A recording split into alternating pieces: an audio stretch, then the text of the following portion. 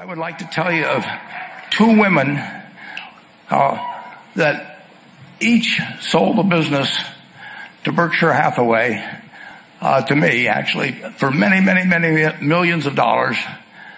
Both of them started with $2,500. By coincidence, it was the exact same amount. It was everything they had in the world. And one of them was a woman who landed in Seattle in 1917, couldn't speak a word of English, had a tag around her neck. The tag said, Fort Dodge, Iowa. The Red Cross got her to Fort Dodge, where she was reunited with her husband, who had come to the country a couple of years earlier. And she lived in Fort Dodge for 2 years, and as she put it, she felt like a dummy. She couldn't pick up the language. She couldn't learn a word. And so she and her husband decided to move to Omaha. So they came to Omaha in 1919, and there she found a small colony of Russian Jews, so she started feeling more at home. And then as her oldest daughter went to school, she would come home, this daughter, Frances, and she would teach her mother the words she'd learned in school that day. And this woman, Rose Blumpkin, spent 20 years saving money, bringing first her siblings over, her mother and father, $50 at a time. She sold used clothing to do it.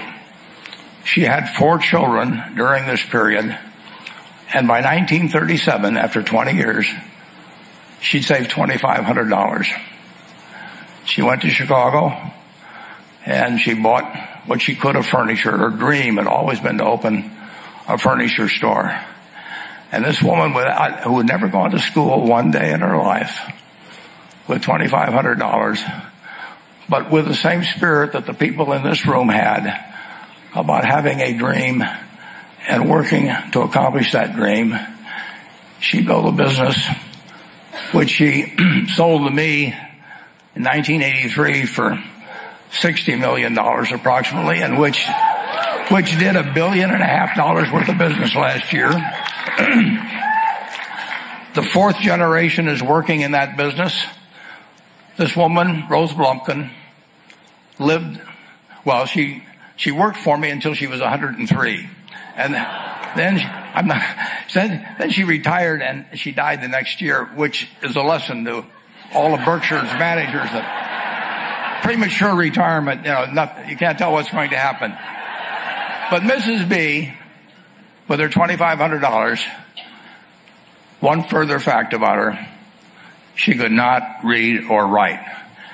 And she went into a furniture business, and she didn't bring anything in unique in furniture, but she brought a determination to succeed. She knew she could outwork anyone else. She knew she cared about her customers. She worked at very low gross margins, but she built this incredible business.